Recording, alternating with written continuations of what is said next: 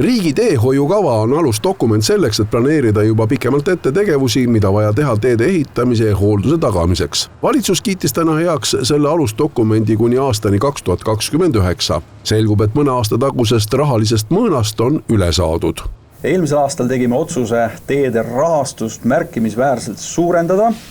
Tänavu suuname teehoidus 281,4 miljonit eurot ja 4 aasta peale kokku enam kui miljard eurot.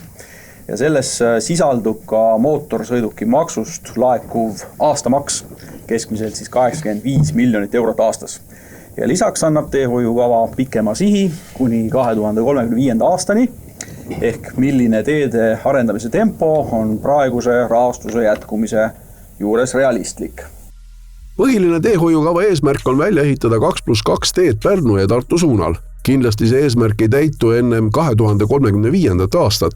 Lisaks on plaan kruusateede ülekatte 1800 kilomeetri ulatuses. Need on kohad, kus liiklustihedus on suurem. Aastas me keskmiselt suudame viia kuskil 100-120 kilomeetrit mustkast alla, sõltuvalt siis rahastusvõimalustest. Suurusjärk umbes 100 000 eurot 1 kilomeetri maksumus on.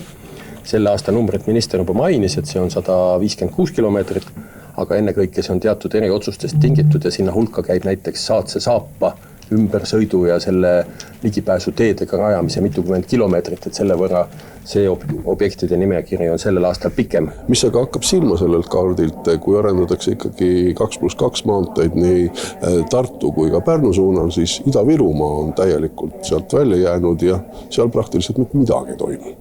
No võib-olla siin on 2 aspekti, et üks, mis puudutab kruusateid, siis Põhja-Eestis on lihtsalt see kruusateede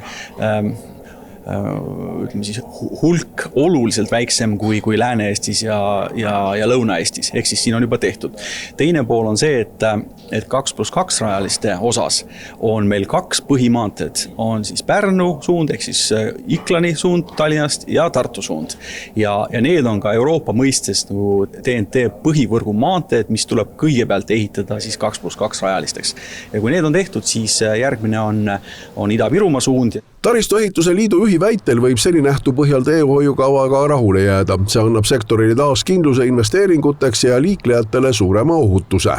Et see vaade ja tehtu esiteks ei ole piisav selles ulatuses, mida täna selles samas mainitud teehoiukavas vajaduste põhiselt on hinnanud riik ise ja et see plaanid, mis seatud ei piirduks selle 1 aastaga. Kuigi kava peab kehtima aastani 2029, on seda igal aastal muudetud ja see vastupidi aga väga suurt kindlustunnet ei tekita.